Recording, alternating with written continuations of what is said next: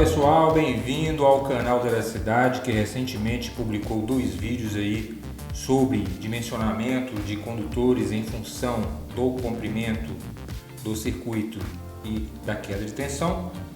E hoje eu gostaria de responder algumas dúvidas que surgiram nesses 2 vídeos, começando aqui com a pergunta do Luiz Carlos Nunes de Lima. Ele pergunta aqui: professor, gostaria de saber qual é o nome desse livro para eu poder comprar. Durante esses 2 vídeos a gente mostrou um livro aqui que subsidiou aqui os nossos cálculos, e o nome do livro é Instalações Elétricas Industriais, 9ª edição, de João Mamed Filho. Inclusive, queria agradecer novamente aí o Mamed Filho por ter nos enviado aqui esse livro, inclusive aí com uma dedicatória. Valeu aí, Mamed, está sendo muito útil aqui no canal da Eletricidade. Pessoal, tem uma outra pergunta aqui muito interessante aqui do Adriano Electric. Ele questiona aqui: não sabia que a queda de tensão queimava motor. Na minha concepção, só a potência diminuía. Excelente questionamento aqui, provavelmente seja esse o questionamento de centenas ou até de milhares de pessoas que acompanham o canal. E para responder, Adriano, eu queria te dizer que, diferentemente de uma carga resistiva como um chuveiro elétrico, como uma chapa quente, uma churrasqueira elétrica, por exemplo, que usa uma resistência, os motores de indução, sejam eles monofásicos ou trifásicos, eles se comportam de forma diferente diante de uma queda de tensão. Então, quando um motor, por exemplo, ele tem 25 cavalos de potência, entende-se que esse motor ele deve entregar 25 cavalos de potência mecânica na ponta do seu eixo, sob uma tensão nominal, digamos, de 220, 380 ou até 127 volts. No momento em que essa tensão cai ali no terminal do motor, automaticamente é intrínseco do motor solicitar mais corrente para compensar a entrega dessa potência. E nesse contexto dela solicitar corrente da rede, ocorre ali um aquecimento no bobinado desse motor.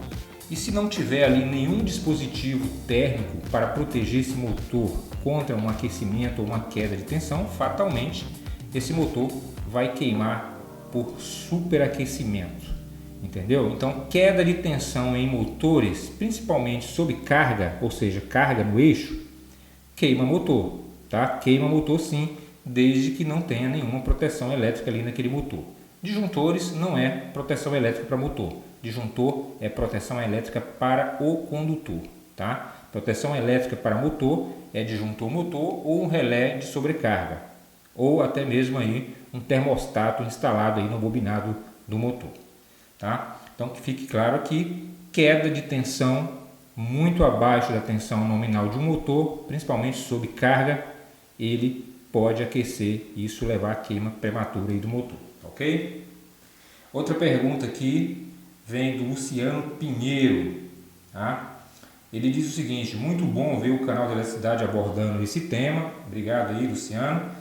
Gostaria de saber aí um pouco mais sobre o assunto, como por exemplo, qual a queda de tensão permitida para sistemas trifásicos, já que estou esperando aí o próximo vídeo. Boa pergunta, Luciano, excelente pergunta. A gente utilizou essa fórmula aqui para um sistema monofásico.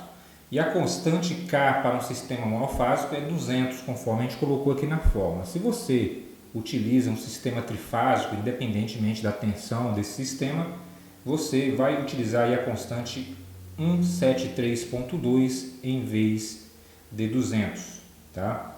Esses 200 também faz referência à questão no sistema monofásico da corrente ir por uma fase e retornar aí por um neutro ou por outra fase, se for um sistema bifásico, tá?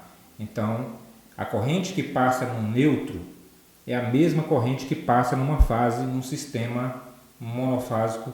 Daí esse 200 aí faz referência a 2 vezes o comprimento do condutor, tá?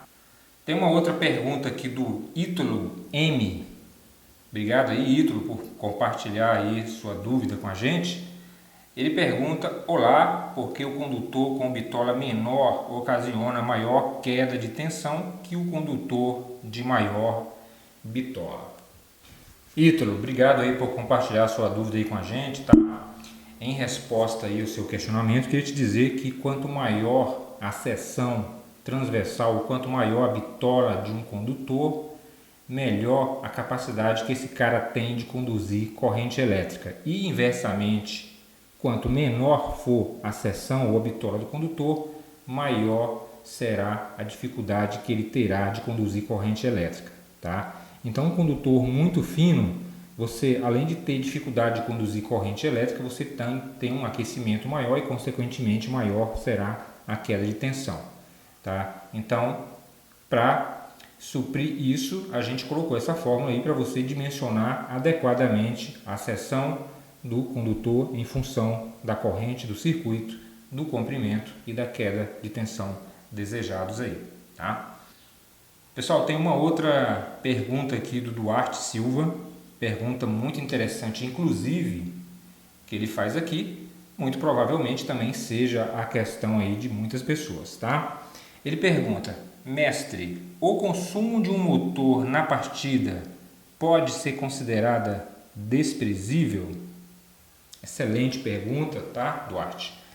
Se vocês não entenderam a pergunta, eu vou falar de uma outra forma. Ele pergunta aqui se durante a partida de um motor, que normalmente solicita até 12 vezes a sua corrente nominal, ela tem um impacto importante aí no consumo de energia elétrica em kWh, tá?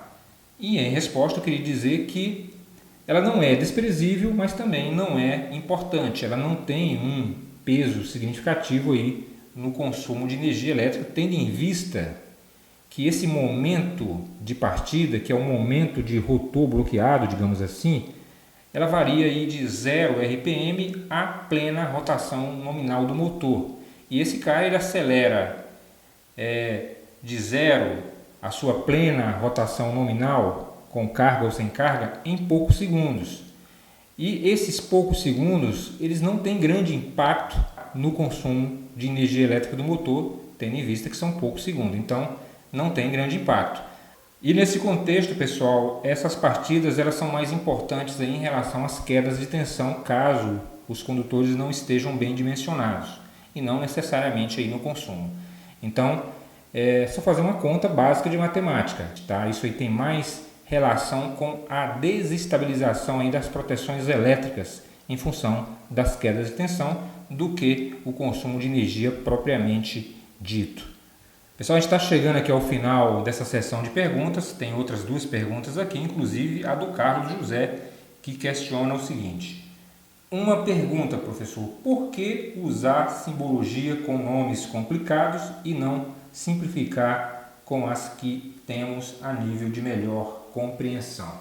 Provavelmente o Carlos deve estar se referindo aí ao alfabeto grego, né, que compõe aí muitos símbolos internacionais. Como se trata de fórmulas internacionais que tendem a ser utilizadas em qualquer lugar do mundo, tá, Carlos? Então, normalmente a gente usa isso no sistema internacional que utiliza símbolos gregos, tá? Na maioria das vezes. Então, é simplesmente por isso. A gente não faz as fórmulas, a gente simplesmente utiliza as fórmulas, né, subsidiadas aqui pelos livros, tá? Então, é por uma questão aí de padronização internacional. Pessoal, está chegando aqui ao final e vamos responder aqui a pergunta do Dário Silva. Ele fala: caro professor, boa tarde. No caso dessa distância, não seria o dobro ida e volta? Um abraço. Ele deve estar se referindo aqui, pessoal, aos 200 metros que a gente colocou, tá? E ele está perguntando se não seriam 400 metros em vez de 200 metros. Na verdade, a fórmula já contempla, tá, isso. Quando a gente coloca aquela constante K 200, aquilo tem a ver com o dobro da distância, tá? Então, Dário, a fórmula ela já tem essa constante K que contempla aí o dobro da distância no caso de um circuito monofásico ou bifásico, tá? Então é isso, pessoal. Obrigado aí por ter colocado seus questionamentos aqui. O canal Velocidade sempre responde. A gente está ficando por aqui. Se você não é inscrito no canal aí, se inscreva no canal, seja membro, compartilhe os nossos vídeos, tá? Deixa a sua mensagem aqui. A gente vai ficando por aqui. Um abraço e até o nosso próximo encontro aqui no canal Velocidade. Tchau, pessoal.